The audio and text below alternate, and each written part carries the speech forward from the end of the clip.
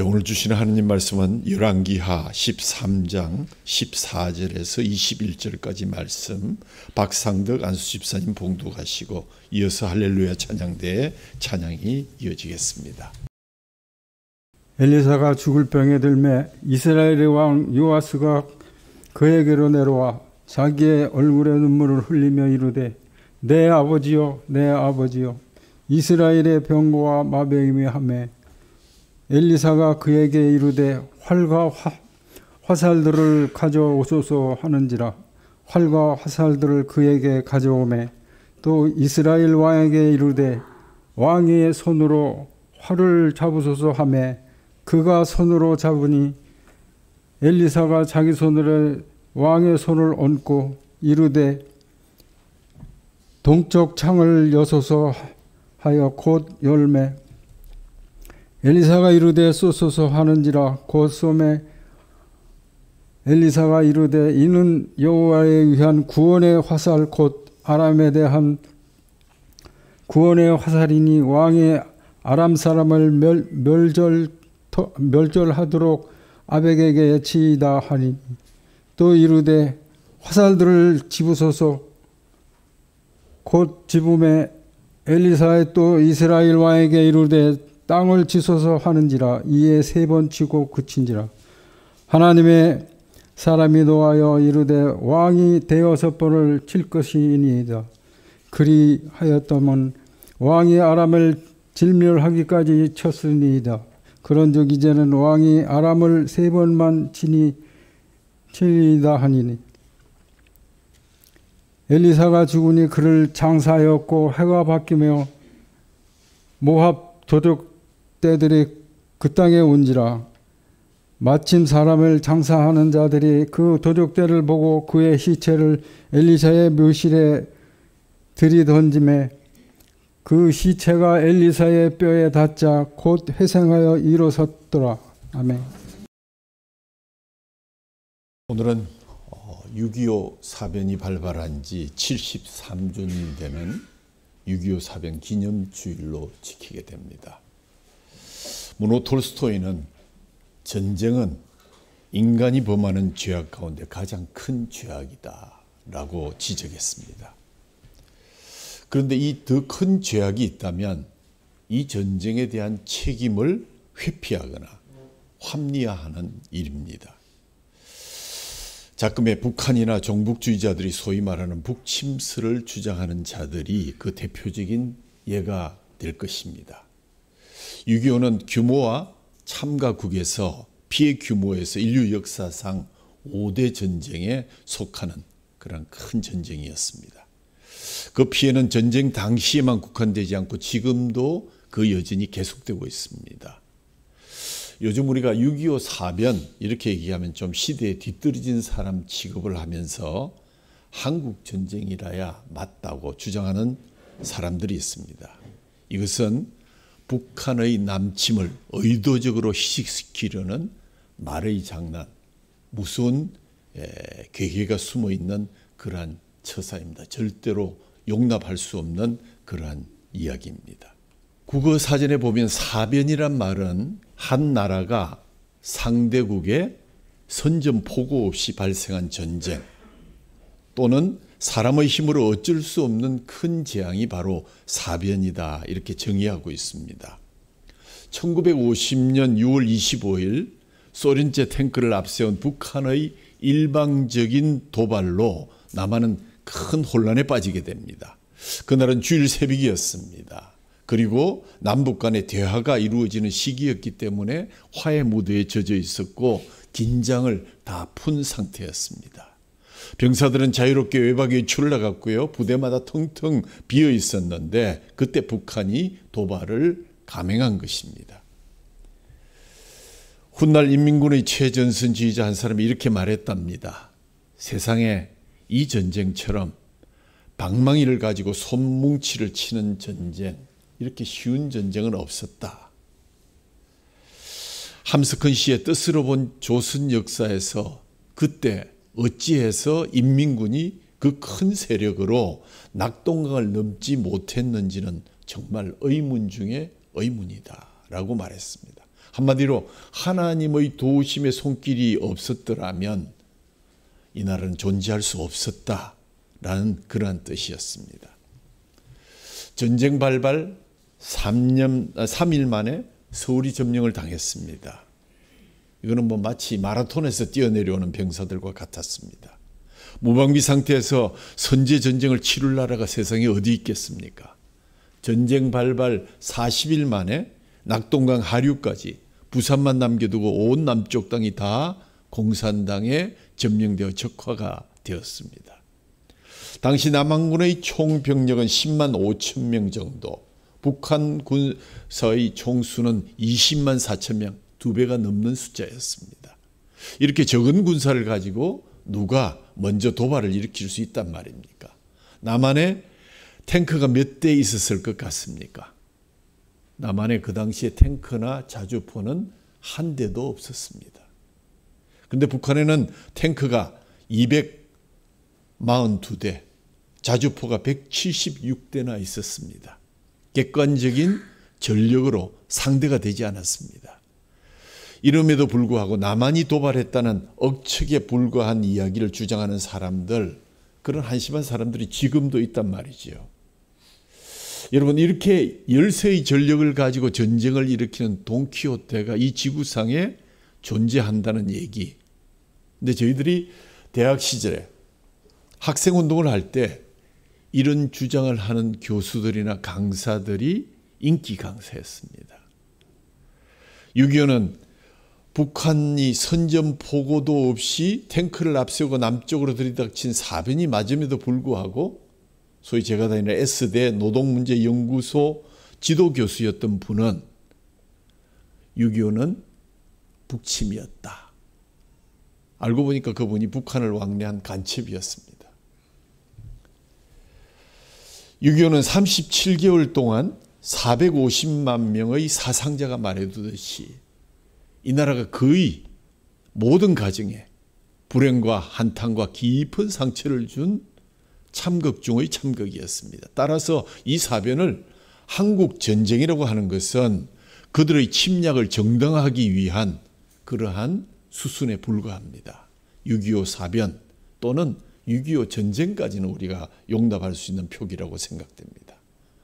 아, 이제야 어찌 우리 그날을, 그 당시를 당해보셨던 우리의 기성세대들, 선배들은 그날을 잘 알고 있을 것입니다.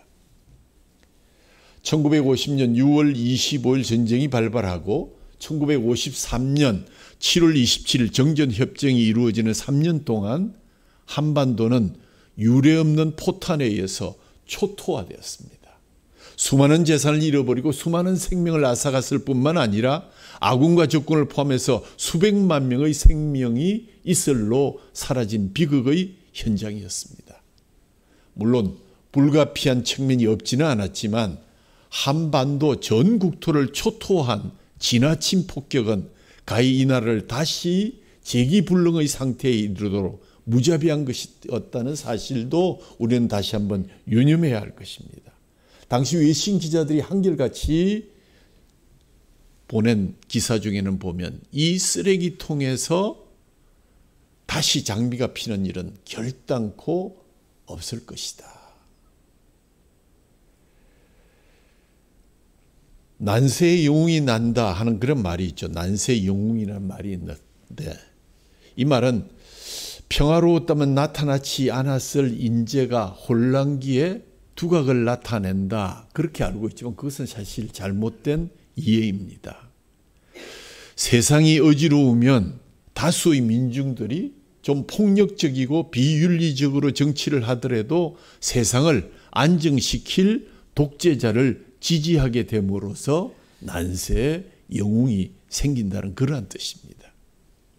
그래서 중국 한나라 말기에 허소라는 분이 조조에게 반농담조로 세상이 평화로운 시기였다면 당신은 범죄자에 불과했을 것입니다.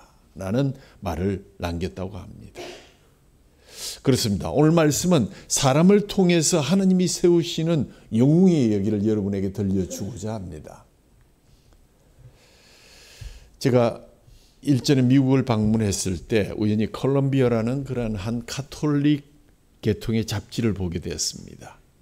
앞 표지에 보니까 한 군복을 입은 신부가 지프차의 후드를 제단으로 삼고 한 장병과 함께 미사를 드리는 사진이 전면을 장식하고 있었습니다. 조목하는 글자를 보니까 코리아하고 1950년 에밀 카파온이라는 신부가 한국 전쟁 중인 1950년 10월 7일 찍은 사진으로 표시가 되어 있었습니다. 그는 한국전쟁에 군목 신부로 참전해서 1951년 5월에 포로로 잡혀갔고 북한의 오본 수용소에서 혹독한 겨울을 보낸 후에 이듬해 35세의 젊은 나이로 죽음의 집으로 끌려가서 최후를 맞이했다고 합니다. 이 신부가 죽음을 앞두고 있을 때 그를 도왔고 마지막에 그의 시신을 처리했던 두 사람의 증언으로 인해서 전후에 그 시체를 찾아 나섰다고 합니다. 호노룰루의 펀치볼 분화구에 있는 태평양 국립기념묘지 오본 수용소에서 죽었던 560명의 그러한 미국 유해가 옮겨졌지만 약 70명의 군인들은 신원이 확인되지 못해서 그 유해 밑에는 알 수 없다라는 명판만 붙어서 수십 년을 보내게 된 것입니다. 사진에서 보듯이 이 카파온 신부는 전장에서 동료들에게 헌신적이었고 사진의 왼쪽 분이 바로 신부입니다. 또 수많은 증인들이 그 영웅적 사역을 알리면서 신분을 알 수 없는 70여 명의 시신 중에서 카파온 신부의 DNA가 일치하는 유해를 2021년 3월 4일 마침내 발견했고 70년 만에 그 시신을 확인하게 되었습니다. 마침내 작년 그는 고향 캔자스시티로 장엄한 귀향을 이루게 되었습니다. 카파온 신부가 전쟁에서 목숨을 구한 많은 군인들 중에 한 명인 허버트 밀러라는 분은 군목의 2013년 명예훈장 표창장에 이름을 올린 유일한 증인이었습니다.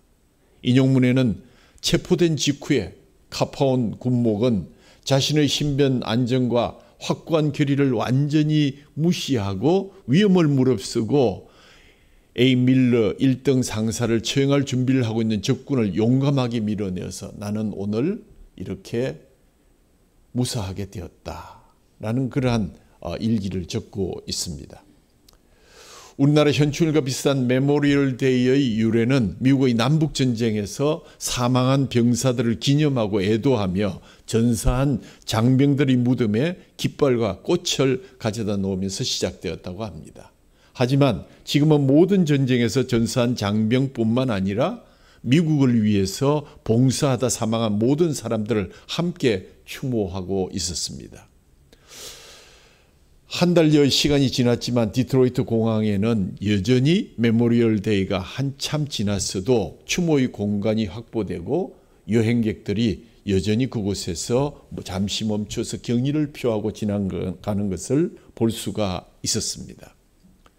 미국이 세계를 이끌어가는 원동력의 한 부분이 그들이 조국을 위해서 헌신하고 조국을 위해서 희생했던 자들을 끝까지 찾아내고 영웅을 만들어가는 데 있음을 확인해 주는 그러한 잡지의 기사였고 또 경험이었습니다. 마침 6.25 사병 기념주의를 맞으면서 부르기도 하면서 한편 이 미국민들의 영웅 만들기에 대해서 생각해 보는 그러한 시간을 갖게 되었습니다. 영웅을 인위적으로 만들어낸다는 일부의 비판이 있음에도 불구하고 묻혀진 헌신과 희생의 인물을 끝까지 추적하면서 영웅으로 세우고 영웅으로 예우하는 또 이들의 DNA를 본받고 싶은 그러한 생각을 하게 되었습니다. 우선 미국 영화의 캐릭터 중에 영웅에 대한 이야기를 살펴보고자 인터넷을 몇 번 뒤져보았더니 만화에서 영화까지 평범한 인물로부터 또 초인 그리고 인간이 아닌 객체들까지 수많은 영웅이 바로 영화를 통해서 만들어졌다는 사실을 발견하게 되었습니다. 미국은 그 어떤 국가보다도 영화를 통해서 영웅 만들기를 좋아하는 것을 발견하게 되었습니다. 그렇다면 미국 영화에서 가장 영웅적인 인물로 인정받는 캐릭터가 누구일까? 일반적으로 생각하면 슈퍼맨이나 배트맨 같은 초인적인 인물이 아닐까 생각했는데 의외로 1위로 등재되어 있는 것은 애티커스 핀치라는 사람. 1962년 개봉작 To Kill Mockingbird. 모킹버드는 흉내내는 새를 죽이다 하는 그런 얘기죠. 과거 헐리우드 미남 배우 연기력까지 갖추었던 그리고리 팩이 연기했던 핀치라는 역할, 이 가장 영웅의 1호로 등재되어 있었습니다. 여기서 핀치는 작은 마을에서 일어난 성폭행 사건에 대한 변호사로 등장해서 억울한 흑인의 누명을 벗겨주는 그런 역할을 한 사람이었습니다. 2위는 한국에서 레이더스로 개봉된 1981년 개봉되었던 레이더스 오브 더 로스트 아크라는 거기에 등장한 해리슨 포드가 연기해낸 인디애나 존스 박사입니다. 인디애나 존스는 1930년대 보물 탐험 영화의 액션 영화 주인공들을 생각하며 조지 루카스와 스티븐 스틸버그가 창작한 인물인데 뉴저지 프린스턴에서 출생해서 크리네컷 마샬 대학의 고고학 교수로 재직한다는 그런 설정을 하고 있습니다. 물론 마샬 컬리지는 가상의 대학이고 제작자 프랭크 마샬의 이름에서 빌려다 쓴 것입니다. 세 번째는 여러분이 잘 아는 007 시리즈의 제임스 본드입니다. 1962년 작품 닥터 노를 시작으로 지금까지 프랜차이즈의 시리즈를 이어오고 있는데 모르는 사람이 없겠죠. 제임스 본드는 이언 프레이밍의 창작 인물이라서 미국인은 아니지만 어쨌든 3위의 영웅으로 등재되어 있었습니다. 4위에 오른 인물은 영화사의 길이 남는 명작 1942년작인데 카사블랑카에서 험프리 보가트가 연기한 릭 브레인이었습니다. 카사블랑카 하면 모로코의 그 카사블랑카에서 1942년 제작된 험프리 보가트와 잉그리드 버그만이 열연한 작품으로 남편이 있는 엘사를 진정으로 사랑하여서 위험에 처한 그녀의 남편과 함께 그녀를 떠나보내는 그러한 이별의 마지막 엔딩 장면이 눈에 선합니다. 5위는 윌 케인으로 1950년작 서부영화 하이눈의 주인공입니다. 클락 케이블, 제임스 스튜어트, 레돌프 스캇 등과 함께 유승세대 1세대 배우라고 할 수 있는 캐리 쿠퍼가 이 케인의 역할을 감당했죠. 흑백 영화이고 서부극이라는 젊은 세대들은 볼 기회가 거의 없어서 많이 외면당할 것 같지만 요란하지 않고 아주 정적인 영화임에도 불구하고 결혼으로 은퇴한 보안관이 마을의 안녕을 위해서 다시 총을 잡는다는 단순한 내용이지만 미국인이 마음속으로 생각하는 대표적인 영웅상으로 아주 적격인 영화로 추천이 된 것으로 나와 있습니다. 그 외에 쭉 보면 여성으로서 클라라 스탈링이 양들의 침묵에서 FBI 요원으로 나와서 우리에게 보여준 것도 있고요. 쭉 넘어가면 로키도 나오고 에일리언의 엘렌 리플리도 나옵니다. 또 그 다음에 제임스 스튜어트가 베일리 역할을 했던 그러한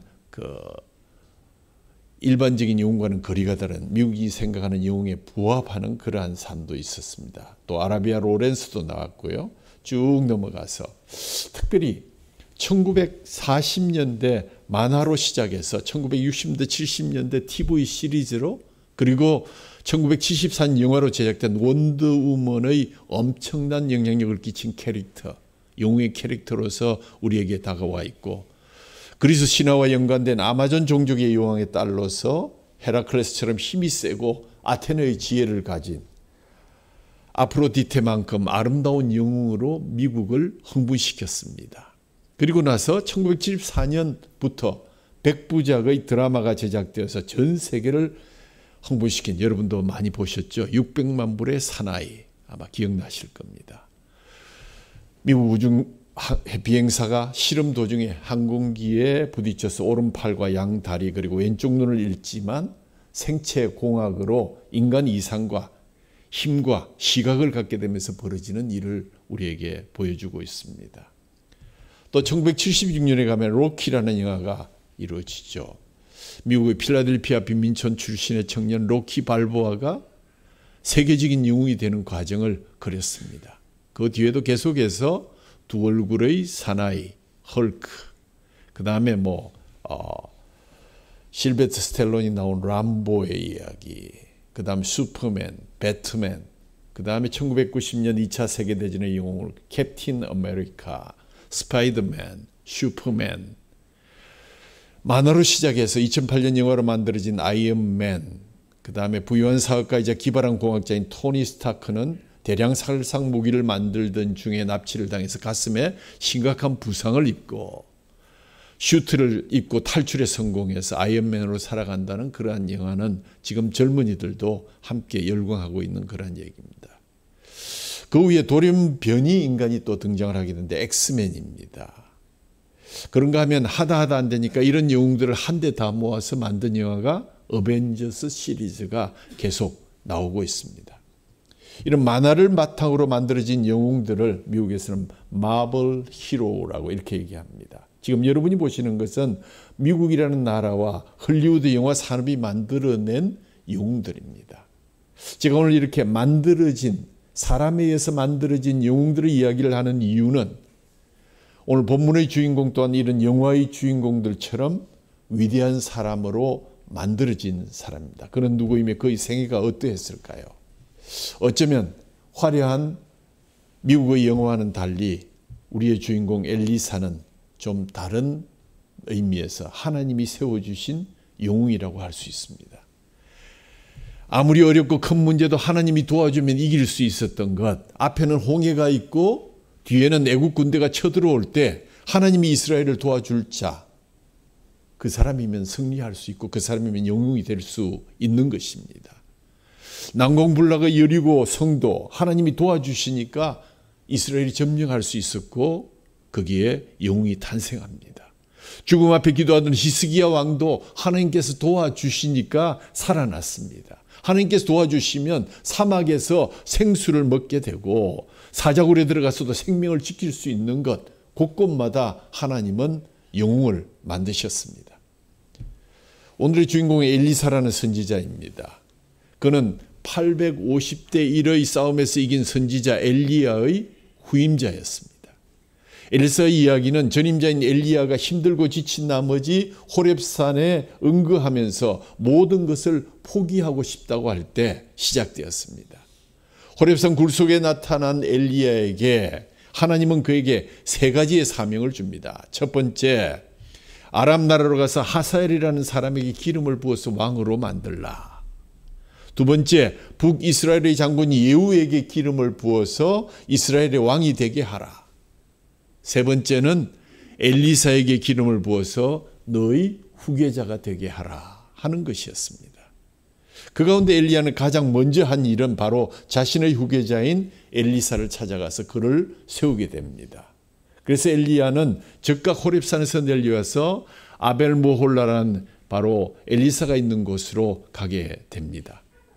엘리야가 엘리사를 찾아갔을 때 엘리사가 들판에서 종들과 더불어서 밭을 갈고 있었는데 성경에 보면 12겨리로 소로 밭을 갈고 있었다. 12겨리라는 말은 12쌍, 그러니까 24마리의 소를 가지고 밭을 갈고 있었다니까 아마 소만 해도 엄청난 꽤 부자, 큰 넓은 농지를 가진 그런 부자였다는 사실을 알 수 있습니다. 그때 엘리야는 엘리사에게 다가가서 자기가 입었던 겉옷을 입힙니다. 이것은 대제사장 아론의 옷을 그 아들 엘리에셀에게 입음으로써 대제사장의 직위를 위임한 것처럼 엘리야의 겉옷은 곧 엘리사가 엘리야를 이어 선지자의 사명을 감당해야 한다는 그러한 뜻이었습니다. 엘리사는 선택의 기로에 섰습니다. 부자인 집에서 평안하게 살아가고 종들을 거느리며 살아가는 이 복된 안정된 삶을 이어갈 것인가? 아니면 항상 살해의 위협이 존재하는 긴장되고 불안한 선지자의 길을 굳이 내가 걸어가야 될 것인가? 엘리사는 나라에서 일어난 영적인 싸움이 얼마나 치열한지를 잘 듣고 알고 있었습니다. 또 엘리야가 얼마나 많은 고초를 겪고 있는지, 얼마나 고독한 싸움을 싸우고 있는지, 얼마 전 이세벨의 유혹을 받아서 멀리 도피한 일까지도 다 듣고 알고 있었습니다. 그렇지만 엘리사는 고민 끝에 기도하고 순종하기로 결정했습니다. 그러나 엘리사는 엘리야가 이스라엘의 병거와 마병이라 불릴 정도로 능력의 소유자라는 것을 알고 있었고, 또 자신이 사역하면 엘리야 때보다 갑절로 더 어려울 것을 알고 있었고, 그래서 그가 요청한 것이 무엇입니까? 나에게 갑절의 능력을 주십시오.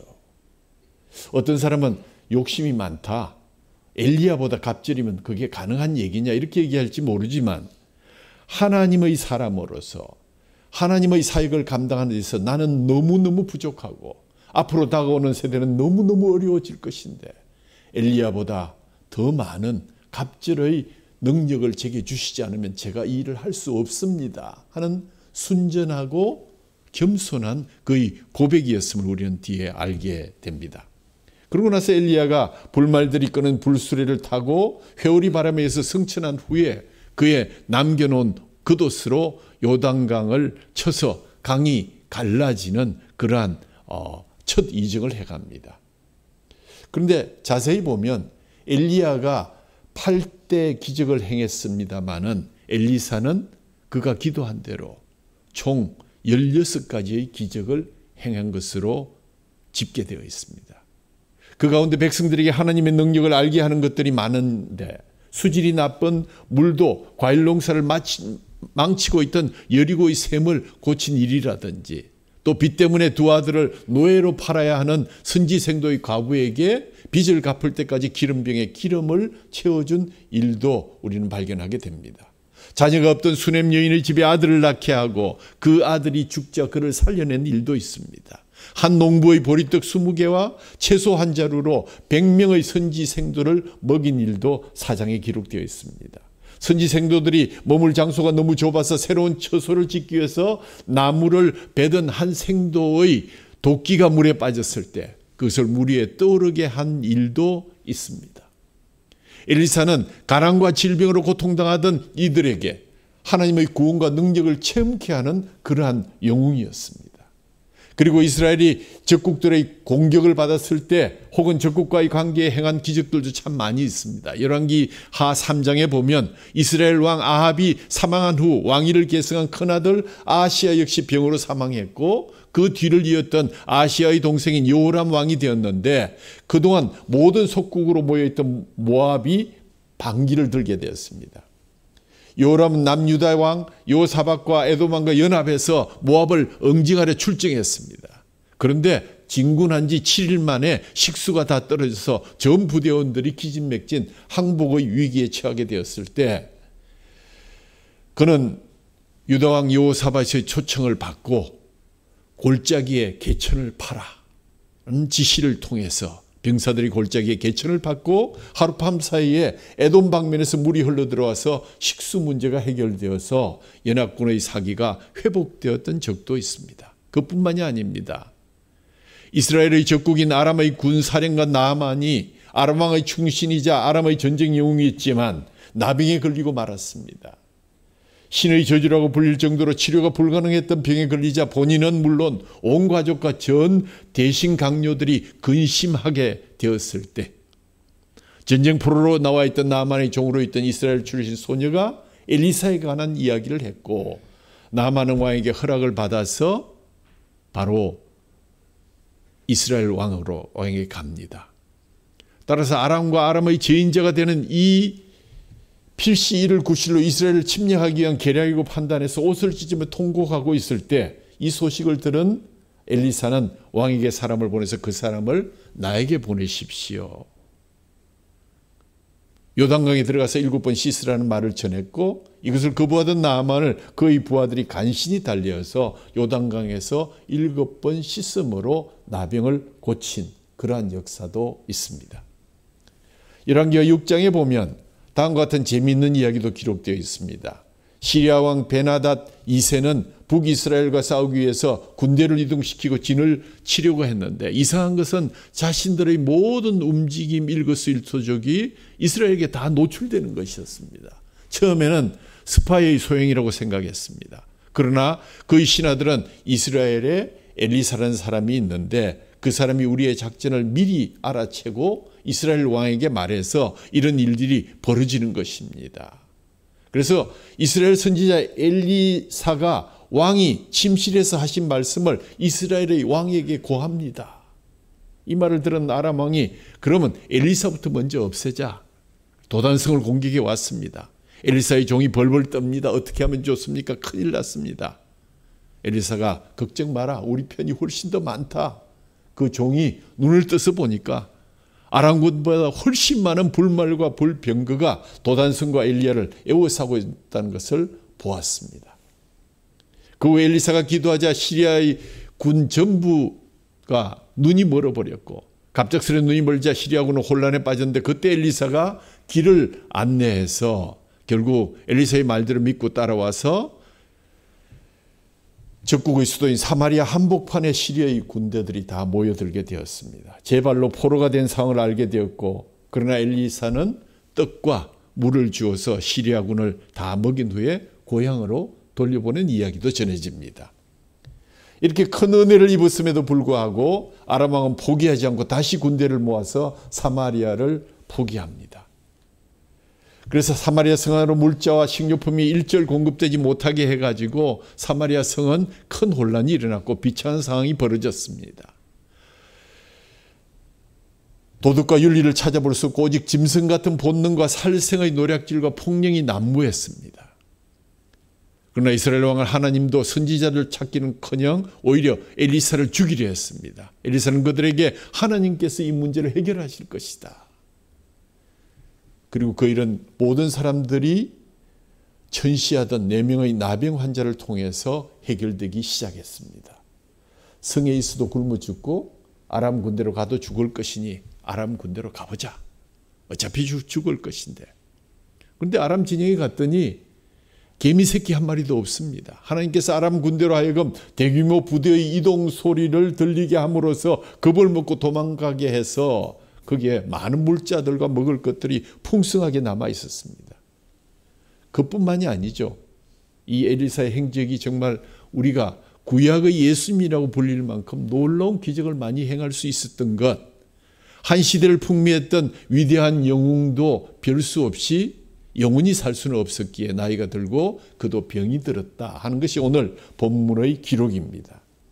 이스라엘 위대한 선지자 엘리사가 죽을 병에 걸리자 이스라엘 왕 요아스가 엘리사를 문병하려고 집으로 왔는데 엘리사의 침상에 허리를 굽히고 눈물을 비같이 쏟으면서 말한 것이 내 아버지여 내 아버지여 이스라엘의 병거와 마병이시여. 무슨 말입니까? 지금까지 이스라엘을 지킨 것은 왕 자신도 아니요 정부 관리들도 아니요 군인들도 아니요 단 한 사람 당신이었습니다. 엘리사가 죽는다면 이스라엘을 지킬 만한 자가 없는 것입니다 라는 뜻으로 통곡하게 되었고 이렇게 이스라엘 왕은 엘리사를 이스라엘의 군대요 철벽 방어 진지로 여겼다고 고백하고 있습니다. 현재 우리나라는 북한의 대륙간 탄도미사일 실험과 핵탄두 탑재로 매우 불안해하고 있습니다. 그 불안은 미국이 자신을 위협하는 북한을 선제 공격할 경우에 일어나는 그러한 불안도 함께 있어서 더 가중되고 있습니다. 그런데 여러분, 미사일 체계가 우리나라가 북한보다 훨씬 앞서서 4위의 수준에 머물러 있다는 사실을 아십니까?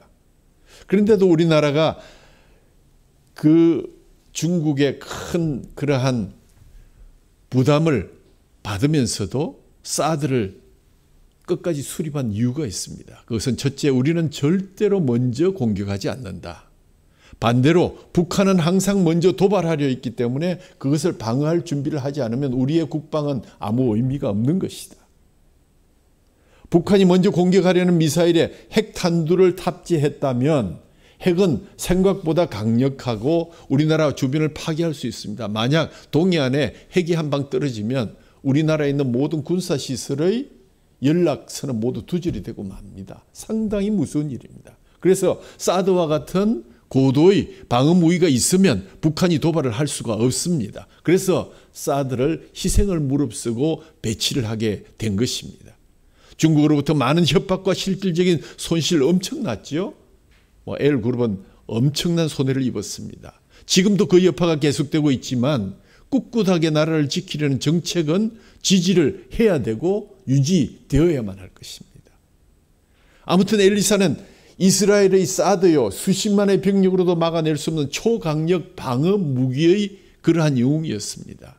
이스라엘에 비해서 훨씬 강력한 아람 군대가 이스라엘을 여러 차례 공격했지만 실패한 이유가 오직 한 사람 엘리사 때문이었습니다. 이렇게 이스라엘에 엘리사가 있는 한 적국들은 이스라엘을 공격을 엄두가 대지 못했습니다. 엘리사가 죽게 되었으니까 왕으로서 너무 염려가 되어서 내 아버지여 내 아버지여 이스라엘의 병거와 마병이여 하면서 통곡할 수밖에 없었습니다. 엘리사가 어떤 사람이었는지 20절에 보면 엘리사가 죽으니 그를 장사하였고 해가 바뀌며 모압 도적대들이 그 땅에 온지라. 엘리사가 살아있는 그때는 살아있던 그 사실 하나만으로 아람 즉 시리아라는 거대한 제국이 공격을 해와도 막아내었던 이스라엘이었는데 엘리사가 죽자 몇 사람 안 되는 모압의 도둑대들까지도 방어선을 무너뜨리고 쳐들어왔다. 엘리사가 있을 때와 엘리사가 없을 때가 이렇게 달랐다는 것입니다. 이처럼 엘리사는 위대한 사람이었습니다. 오늘 설교를 영화 속의 영웅들로 시작했으니까 마무리도 전쟁 속의 영웅에 관한 이야기로 마무리를 하려고 합니다. 1940년 2차 세계대전 당시 1939년 독일군이 폴란드를 침공한 이래 1940년 4월 덴마크와 노르웨이를 침략했고 곧바로 프랑스, 벨기에, 네덜란드, 룩셈부르크를 공격하기 시작했습니다. 프랑스는 독일군 마지노선, 마지노 장군이 설치한 그 저지선을 마지노선이라 그러죠. 그래서 영국은 군대를 보내서 프랑스군과 함께 벨기에 국경에 방어선을 구축했습니다. 그러나 독일의 기갑군단이 얼마나 세었던지 연합군들이 다 항복을 했고 영국군 33만 5천 명이 프랑스 남쪽의 작은 어촌인 덩케르크에 고립되고 말았습니다. 그 결과 영국군은 지상에서는 독일 전차 부대, 기갑 부대에 의해서, 하늘에서는 독일의 전투기들 때문에, 바다에서는 독일 잠수함 유보트 때문에 꼼짝할 수 없었고 그 상태로 고립되어 있다가 결국은 전멸할 수밖에 없는 위기를 맞게 되었습니다. 그들이 그 상태로 전멸하면 전 유럽이 나치에게 장악될 것은 분명했습니다. 그때 영국 황실과 수상 윈스턴 처칠은 온 교회와 온 교역자와 성도들과 믿지 않은 모든 백성들까지 전 영국민이 33만 5천 명의 군인들을 위해서 기도해달라고 호소하기 시작했습니다. 그리고 온 국민의 존경을 받던 성공회의 윌리엄 템플 대주교에게 설교를 부탁했습니다. 그래서 윌리엄 템플은 전 국민이 듣는 방송을 통해서 영국군과 영국이 당하고 있는 위기가 얼마나 심각한 것인지를 설명했습니다. 그리고 마지막에 이와 같이 말했습니다. 지금은 온 국민이 예배해야 할 때입니다. 온 민족이 전능하신 하나님 손에 붙들려야 할 때입니다. 지금은 온 국민이 전능하신 하나님 앞에 무릎을 꿇어야만 할 때입니다. 놀라운 하나님의 뜻을 발견해야 하기 때문입니다. 그러므로 여러분의 마을에서 예배당 종소리가 울려 퍼지면 어른에서부터 어린아이까지 한 명도 빠지지 말고 하나님을 믿지 아니하는 사람조차도 예배당으로 달려가서 기도해 주시기를 바랍니다. 그래서 전 영국 국민들이 함께 기도했고 특히 신자들과 지도자들은 금식하면서 하나님 앞에 부르짖기 시작했습니다. 수상 처칠도 웨스트민스터 교회 찬양대석에서 하루 종일 하나님께 부르짖으며 금식하며 기도했다고 합니다. 그러자 놀라운 일이 일어났습니다. 덩케르크 지역, 정확하게 말하면 독일군 진지 쪽에 예상치 못한 악천후가 일어났습니다. 소나기가 억수같이 쏟아져서 전차들의 바퀴가 땅에 묻혀서 움직일 수가 없게 되었습니다. 악천후로 인해서 전투기가 한 대도 뜰 수가 없었습니다. 바다의 파도가 너무 세어서 잠수함들이 모두 먼 바다로 철수하고 말았습니다. 그런데 영국군에 있던 쪽은 이상하리 많지 비도 내리지 않고 조용했습니다. 그래서 영국군은 5월 26일부터 철수를 시작해서 10일 만에 단 한 사람도 상하지 않고 53만 5천 명이 무사히 그곳을 빠져나올 수 있었다. 이 작전을 다이나모 작전이라고 부르는데, 그래서 다이나모 작전이라는 영화도 만들어졌습니다. 성도 여러분, 이 다이나모 작전, 덩케르크 철수 작전을 성공시킨 영웅이 누구입니까? 왜 독일은 완전히 붙잡은 성기를 놓친 것일까요? 전쟁을 연구한 학자들은 히틀러와 그 신복들이 판단 착오를 했다, 심지어 미쳐서 그랬다 등으로 분석을 합니다. 그러나 우리는 알고 있습니다. 이 덩케르크의 승리는 바로 온 국민의 기도의 승리였습니다.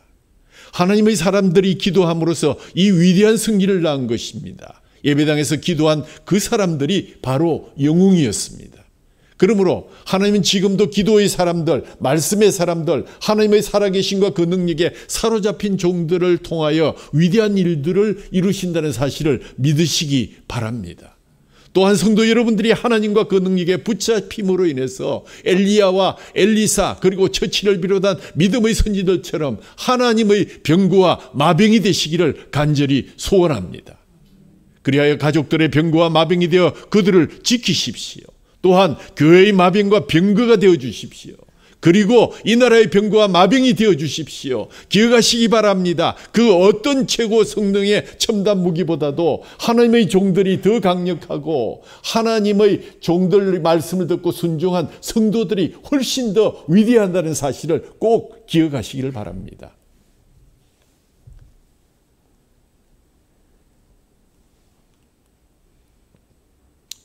오늘 누가 오늘의 영웅입니까?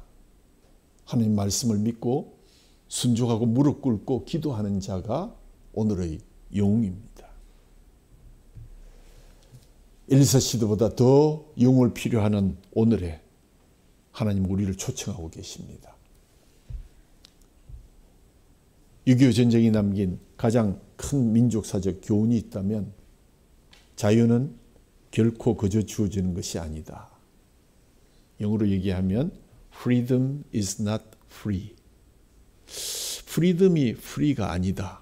참 모순 같았는데 자유는 결코 공짜가 아닙니다. 이 위대한 교훈을 전파하고 있는 곳은 전쟁이 일어났던 한반도가 아니라 미 합중국의 수도인 워싱턴 DC에 위치한 한국전쟁기념공원이라는 사실을 우리는 놀라면서 봤습니다. 이 한국전쟁기념공원에는 해마다 평균 320만 명의 방문객이 찾아온다고 합니다. 이 공원을 방문하는 미국인들과 세계의 자유를 사랑하는 모든 사람들이 깊은 감명을 받는 것은 조각작품인 판초 우위를 입고 행군하는 육해공군의 모습에서 깊은 감명을 느끼기도 하지만 이곳을 방문하는 방문객들의 시선을 끄는 것은 여기 새겨진 한 문구 때문이라 그럽니다. 한글로 보면 우리 미 합중국은 조국의 부름을 받고 한 번도 만나지 못했던 사람들, 전혀 알지도 못했던 나라의 자유를 위해서 달려갔던 자랑스러운 우리의 아들, 딸들에게 경의를 표한다. 그리고 마지막에 은색으로 새겨진 불멸의 메시지 Freedom is not free. 자유는 결코 그저 주어지는 것이 아니다. 그렇습니다. 사람은 누구나 다 평화를 원합니다. 인류 역사 가운데 전쟁이 없었던 날은 불과 200여 년에 불과합니다. 그러므로 인간의 역사는 곧 전쟁의 역사이기도 합니다. 참 놀라운 것은 사자나 호랑이 같은 맹수들은 아무리 사나워도 같은 짐승을 죽이지 않는다고 합니다. 그러나 인간은 인간을 거침없이 죽이는 잔악성을 전쟁을 통해서 늘 발휘해 왔습니다. 그래서 독일 본대학교 학회 교수는 전쟁을 피하려거든 전쟁을 준비하라는 그러한 의미 있는 말을 주었습니다. 오늘 우리는 6.25 사변 73주년을 기념하면서 영웅도 하나님께서 사람을 통해서 세우신다. 당신도 순종하면 영웅이 될 수 있다. 대한민국과 하나님 나라를 위한 작은 영웅들이 되시기를 주님의 이름으로 축원합니다. 하나님 아버지 감사합니다. 오늘 저희들에게 자유는 공짜가 아니다. 자유는 준비하는 자에게 주어지는 것이다. 오늘 이렇게 저희들에게 말씀을 통해서 역사하시고 또 영웅을 만들어주며 영웅을 세워주며 또 영웅을 보호하고 영웅을 예우하는 그러한 나라가 하나님의 나라를 확장시킬 수 있는 도구로 사용된다는 사실을 배우면서 비록 작은 나라, 어려운 나라, 또 전쟁의 당사국이 됐던 우리가 정전 상태에 있지만 끝까지 우리의 자유를 지키기 위해서 하나님 앞에 무릎 꿇고 순종하여 우리 모두가 작은 영웅의 역할을 잘 감당해서 우리의 가정과 교회와 사회를 지키는 역사를 더하여 주시옵소서. 오늘 우리에게 감사와 연합과 회상의 성만찬 예식을 통해서 주님의 몸과 주님의 피를 저희들에게 먹고 마시게 하심을 감사합니다. 이 예식이 하나님 아버지 우리에게 주어졌을 때 우리 속에 이미 주신 하나님의 나라를 다시 한번 보고 맛보는 그러한 시간 될 수 있도록 인도해 주시고 먼저 우리 속에 거리낌 없는 그러한 상태로 주님 앞에 나올 수 있도록 우리를 정결케 하여 주옵소서. 우리 주 예수 그리스도 이름으로 감사하며 기도하옵나이다. 아멘.